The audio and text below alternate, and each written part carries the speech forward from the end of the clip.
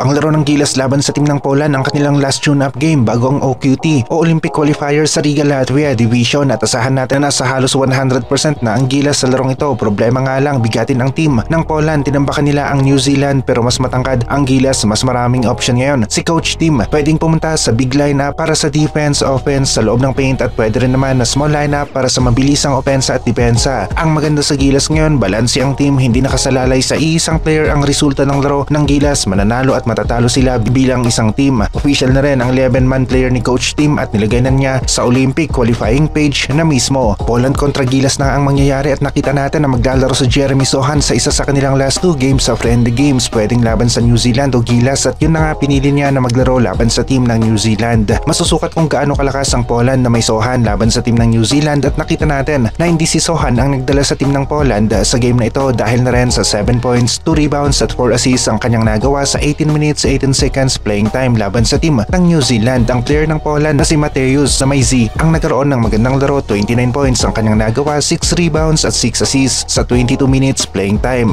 Final score ng laro 88-59, panalo ang Poland, 29 points ang kanilang lamang kontra sa team ng New Zealand. Malakas ang Poland pero nakikita natin na makakadikit nga ang Gilas sa score sa team ng Poland at posibleng Gilas pa nga ang manalo para sa history dahil hindi pa natatalo ng Gilas ang Poland sa larangan ng basketball sa isang game. Nagsimula na nga ang laro ng Gilas team, naghahabol ng panalo para sa karangalan ng ating bansa kahit dito sa friendly games pa lamang. Ganito talaga ang mga national basketball teams ng ibang bansa, hindi dahil sa NBA player ang kanilang kateam ay aasa na lamang sila sa kanya sa opensa. Maganda pa rin ang stats ni Sohan, NBA player na merong ambag sa kanyang team, at ganito rin ang Gilas ngayon, hindi na one-man team kung hindi ay isang team na naglalaro bilang isang team at team play ang pinapairal. Magandang ikot ng bola para sa open na tira ang kanilang ginagawa. Baka magbago pa nga ang isip ni Jeremy Sohan at maglaro ito laban sa team ng Gilas at tignan natin sa araw ng laro na mismo, June 30, hating gabi, Philippine time. Isa na namang malaking upset ang posibleng gawin ng Gilas sa larong ito. Kamatch-up ni Kay Soto at Fajardo ay itong si Balcerowski, isang EuroLeague champion, at kung stats niya ang basihan laban sa team ng New Zealand ay mukhang kaya ni Kay at Junmar ang sentrong ito. Pero team play pa rin ang nangingibabaw sa lahat at yung may magandang team play na kupunan ang nananalo sa laro. Mula sa San Antonio Spurs, si Sohan naglalaro sa forward position, may height na nasa 6'8" at maganda sana na makita natin ang depensa ng Gilas kontra sa isang NBA player na ito. Karamihan ay nakita ang kakayahan ng Gilas na makagawa ng upset laban sa isang malakas na team. Yung mga players nila naglalaro sa EuroLeague at yung chance na manalo naabot ng Gilas. Nagkatalo nga lang sa mga huling minuto ng 4th quarter. Mga crucial na tira sa tres ang naging kaibahan ng bawat teams na hindi umayon sa Gilas team. Kahit natalo ang Gilas laban sa team ng Turkey ay nakita ng lahat na may laban ang Gilas dito sa Olympic qualifiers. Naglaro na nga rin si Giannis para sa team ng Greece. Kalaban nila dito ang team ng Bahamas at alam naman natin nakagagaling ni Giannis sa injury na nakuha niya sa NBA at hindi nakapaglaro sa knockout game ng Milwaukee Bucks na nagresulta sa pagkadihado at tuluyang pagkatalo ng Milwaukee Bucks sa playoffs, pero nakarecover na ito at dito nga inararo na naman niya ang depensa ng Bahamas, 1 dribble, 1 step, dakdak na kaagad sa ring at ang resulta ng laro natambakan ng team ng Bahamas ng pagkalaki nga rin.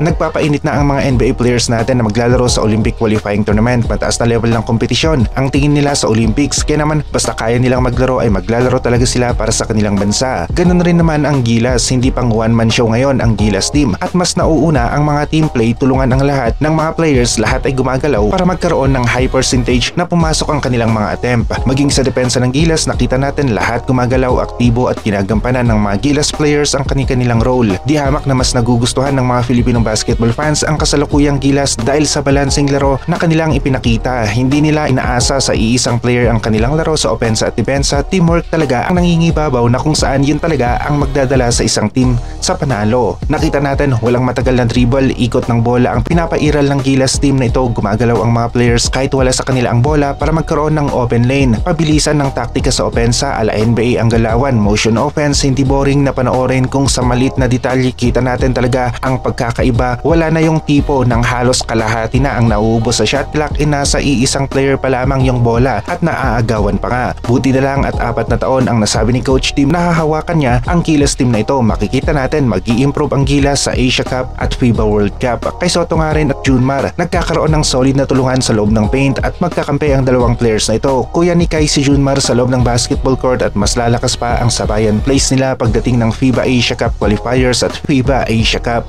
Dito nga sa tune-up games nagpapakita na sila ng mga flashes o yung mga plays na epektibo silang dalawa sa loob ng paint. Kay Soto Soto at Junmar Fajardo. Maganda pa rin ang pinakita ni Kai laban sa team ng Turkey at hindi maiiwasan na magkamali nga ang mga Gilas players sa ilan sa mga plays at mas pumanig lang talaga ang 3-point shots sa team ng Turkey noong last minute na nga ng 4th quarter. Kung nagkabaliktaran yung mga mintis ay sa team ng Turkey at yung tres naman ng Gilas ang pumasok, tayo sana ang panalo sa game na yon. Hindi na tayo bago sa larong basketball, nangyayari talaga ang ganitong senaryo sa laro, dikit ang score pero sa huling minuto biglang nakakalamang ng malaki ang kabilang team. Maganda ang laro ni Kai Soto laban sa Mustangs sa Turkey dahil nagpakita siya ng hustle sa defense at meron yung opensa. Maganda rin kahit na limited ang tira o yung shot attempt. Ganun talaga ang larong basketball. Bilang isang team, umiikot ang bola, pwedeng ang kasama mo ang maging top scorer sa game na ito at sa susunod ay ikaw naman. Basta magpakita si Kai ng hustle sa offense at defense, ngayong OQT ay sigurado na mapapansin rin siya ng mga NBA scouts. Overall na laro ang tinitignan ng mga